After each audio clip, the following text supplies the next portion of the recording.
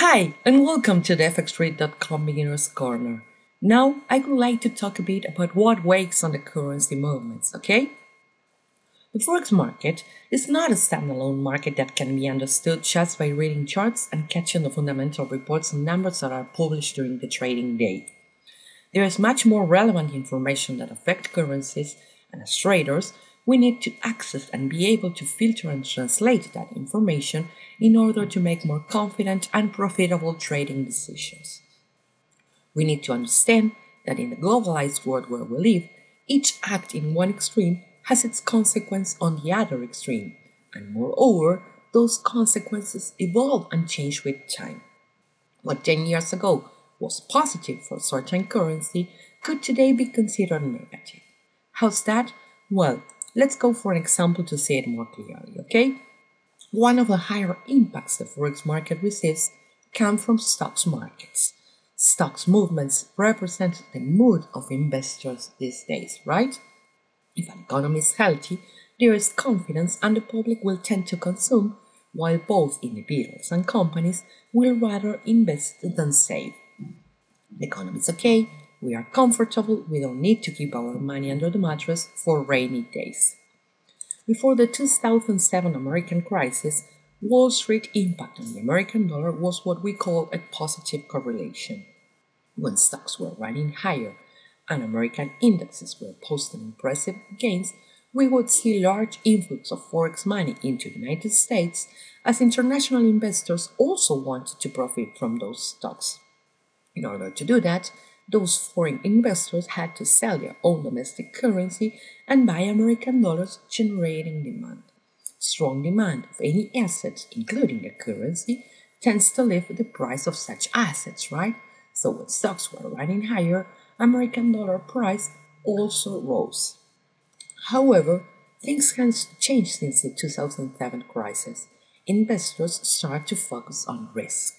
The American crisis extended all over the world, affecting all major economies. So investors start thinking, is my money safe?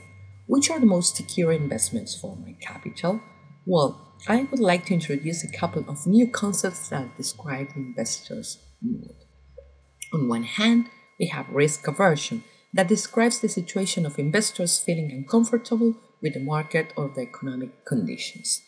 As a result, they are trying to protect their capital, looking for secure investment, maybe not highly profitable, but those that will protect the invested capital.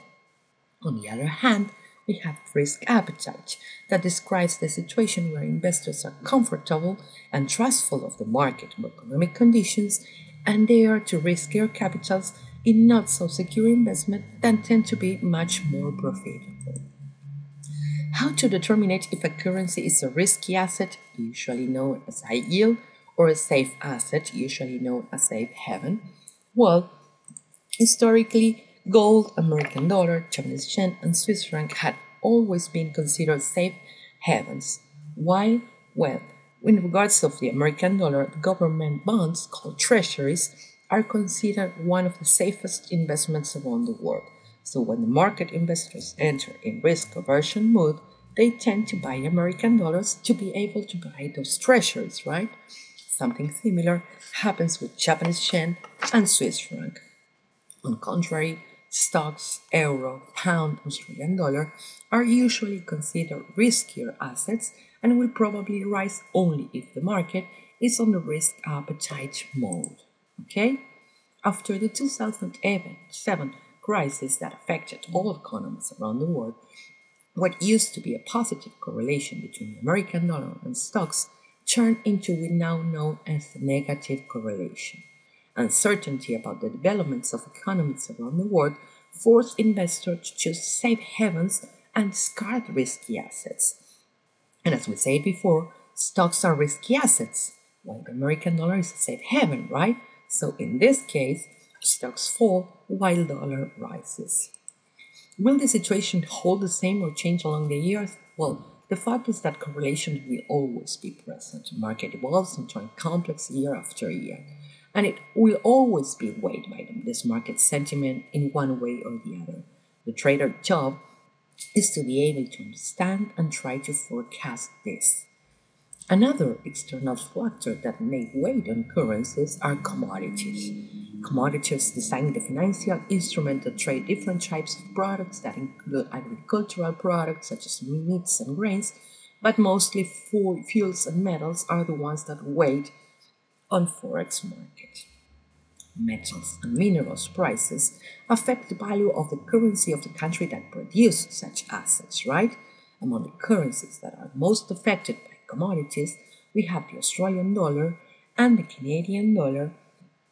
And of course, as commodities are priced in dollar, price variations in them affect the value of the American currency. While Australia is among the three major gold producers across the world, Canada is one of the 10 biggest oil providers. So, whenever gold or oil rise, the Australian dollar and the Canadian dollar will probably also gain ground against other currencies, right? As the higher value of the local produced commodity will likely generate more incomes for the country and by doing so favor the economic growth. In this case, the American dollar will fall following the rise in the commodities. As we said, these are only some of the factors that could affect this forex market these days.